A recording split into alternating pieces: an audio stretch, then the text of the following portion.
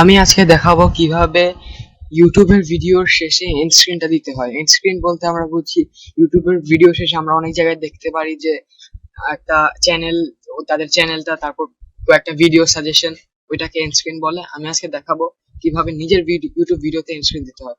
তো এটার জন্য আমি প্রথমে আমার ওয়েব ব্রাউজারে আসছি। ওয়েব ব্রাউজারে আসার পর ইউটিউব স্টুডিওটা ওপেন করে ফেলছি।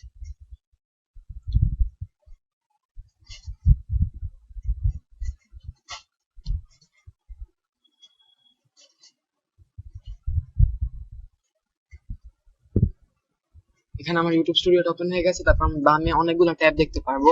ওইখান থেকে আমি কন্টেন্ট ট্যাবটা সিলেক্ট করবো।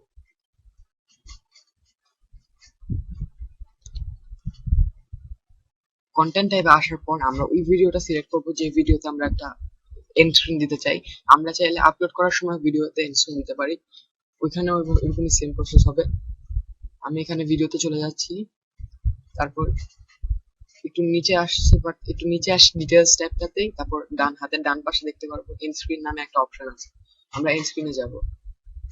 আমার এখানে অলরেডি একটা এন্ড স্ক্রিন দেওয়া আছে, তাই এখানে আমি এন্ড স্ক্রিনটা ডিলিট করে দিচ্ছি।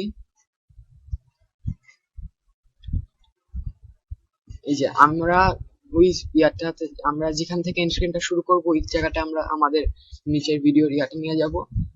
আর হচ্ছে তারপর আমরা উপরে বাম পাশে দেখতে পারবো এলিমেন্টে আপনার কি চ্যানেল, সাবস্ক্রাইব, প্লেলিস্ট, ভিডিও, আপনি কোনটা দিবেন সেটা সিলেক্ট করবেন। ম্যাক্সিমাম মানুষ একটা চ্যানেল, একটা দুইটা ভিডিও, আমি এরকমই করি।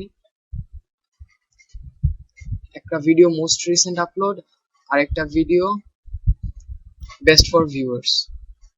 এই যে আমার এন্ড স্ক্রিনটা খুব সহজে অ্যাড হয়ে গেছে, আপনারা দেখতে পাচ্ছেন। আপনাদের আমি একবার চালিয়ে দেখা দিচ্ছি। আপনারা সিলেক্ট করে নেবেন কতটুকু কোনখান থেকে শুরু হবে। তারপরে আমি এই যে ভিডিওটা চালিয়ে দিচ্ছি। এই দেখতে পাচ্ছেন আমার স্ক্রিনটা অ্যাড হয়ে গেছে। তারপর আমি এই যে আমার স্ক্রিনটা খুব সিম্পলি অ্যাড হয়ে গেছে। এখন আপনারা ইউটিউবের ভিডিও শেষে যে এন্ড স্ক্রিনটা দেখতে পারবেন। তো এই ছিল আজকের ভিডিও। কেমন লাগলো লাইক কমেন্ট করে জানাবেন। ভিডিওটা ভালো লাগলে লাইক করবেন, চ্যানেলটাকে সাবস্ক্রাইব করবেন এবং আপনার ফ্রেন্ডস এন্ড ফ্যামিলির সাথে শেয়ার করতে ভুলবেন না।